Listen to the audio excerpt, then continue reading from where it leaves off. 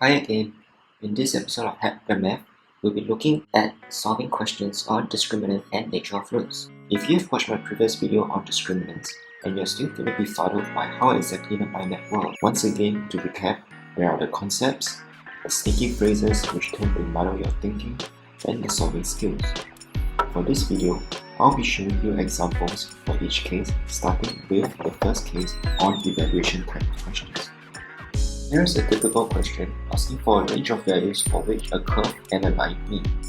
Let's start off first with the algebra bits, with things like substitution of equations, simplification until I obtain a quadratic equation in the form of ax squared plus bx plus c equals 0.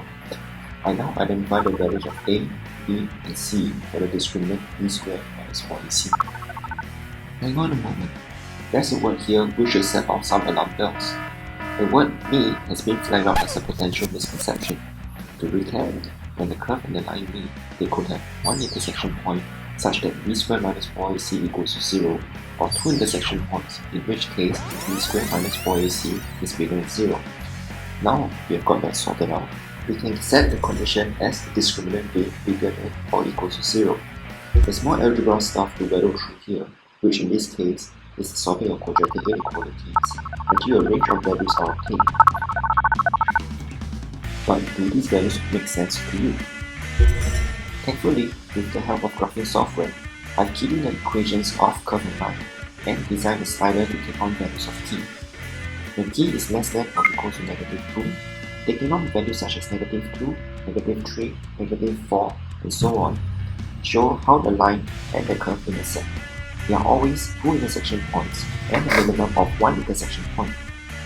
Likewise, when p is bigger than or equal to 2, taking on values such as 2, 3, and 4, and beyond, the line always intersects the curve here, showing a similar behavior of 1 to 2 intersection points. Moving on to the next question type, solving and proving require different algebra techniques. Prove that the equation has real and distinct roots, but first identify the a, b, and c values from the quadratic equation. But once again, I've flagged out the key phrase here. Real and distinct roots, as seen from the mindmap, requires a b squared minus 4ac condition of bigger than 0.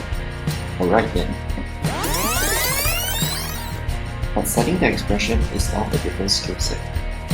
Proving type of questions require an expression to be set as you work towards a condition.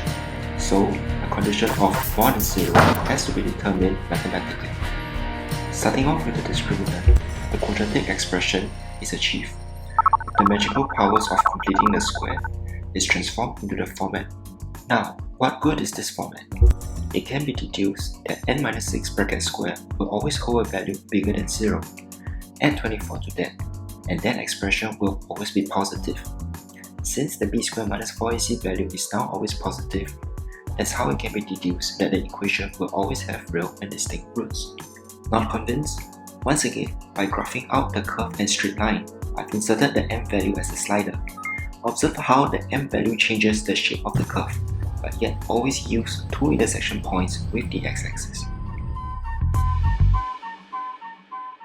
In summary, this is how a mind map helps you see the big idea. Of course, there are other mathematical concepts embedded here in order for this to work, so specific and targeted practice could also help you.